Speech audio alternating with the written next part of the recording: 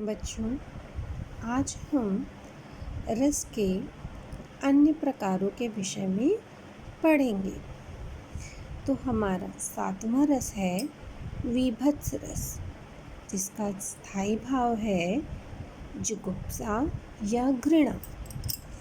घृणा से आपने समझ ही लिया होगा कि किसी भी चीज़ पर जब हमें बहुत ही खिन्नता होती है तो उसको घृणा कहते हैं। आइए हम उदाहरण के द्वारा समझते हैं। सिर बैठ्यो काग, आँख दो खाल निकारत, खींचत जीभहि स्यार अति आनंद उर धारत। कह रहे हैं कि सिर पर बैठ्यो काग, काग मतलब कौवा, सिर पर कौवा बैठकर दोनों आँखों को निकाल रहा है और उसकी खाल को, आँखों की खाल को निकाल रहा है और खा रहा है। खींचत जीभहि स्यार अति आनंद उर धारत। जो स्यार है यानी कि सियार, वह अपनी जीभ से उसको खींच रहे हैं और अत्यंत आनंद की अनुभूति कर रहे हैं। तो यहाँ पर घृणा, जब किसी भी चीज़ से बहुत अधिक खिन्नता होती है तो उस भाव को उजागर कर रहे हैं। आइए दूसरे उदाहरण में देखते हैं। स्यार आगुरिन काट काट के खात बिदारत। मतलब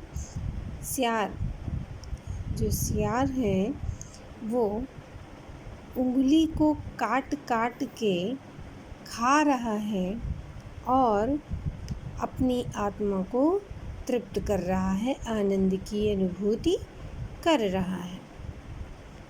तो कहने का तात्पर्य है कि यहाँ पर जब बहुत अधिक किसी वस्तु से घृणा हो जाए तो वीभत्स रस की उत्पत्ति होती है। अब अगला हम रस देखते हैं, वो है अद्भुत रस। उसका स्थायी भाव है विस्मय या आश्चर्य। आश्चर्य का अर्थ तो आप समझ ही रहे होंगे। जब किसी भी चीज़ को देखकर हमें अचंभा होता है, हम चौंक जाते हैं, हमें विश्वास नहीं होता, उस स्थिति को आश्चर्य या विस्मय की स्थिति कहते हैं। तो इसको हम उदाहरण के द्वारा समझते हैं। देख यशोदा शिशु के मुख में एकल की विश्व की माया, क्षण भर को वह बनी अचेतन, हिल न सकी कोमल काया।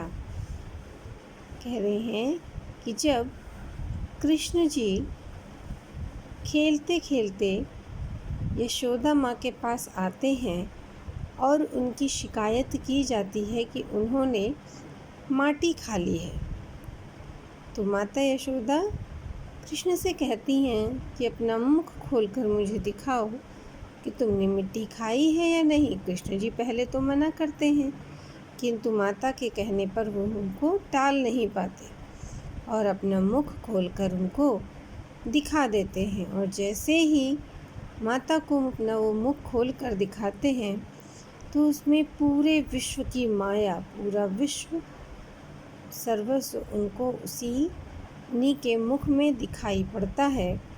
क्षण भर को वह बनी अचेतन, हिल न सकी कोमल काया। जैसे ही वह उसको देखती हैं आश्चर्यचकित हो जाती हैं, स्तब्ध हो जाती हैं और अचेतन सी, बेहोश सी हो जाती हैं और उनका शरीर हिल भी नहीं पाता। तो यहाँ पर किस रस की उत्पत्ति हो रही है? आश्चर्य स्थायी भाव अर्थात अद्भुत रस की उत्पत्ति हो रही है। अब 9वां रस है हमारा शांत रस, यानी कि निर्वेद। या फिर वैराग्य या शम। शांत का अर्थ ही होता है मन में शांति का होना। तो कह रहे हैं कि उदाहरण के द्वारा हम समझते हैं, मन रे तन कागद का पुतला। ये पंक्तियां हैं कबीरदास जी की। मन रे तन कागद का पुतला, कागद अर्थात कागज। हे मन, तू तो एक कागज का पुतला है।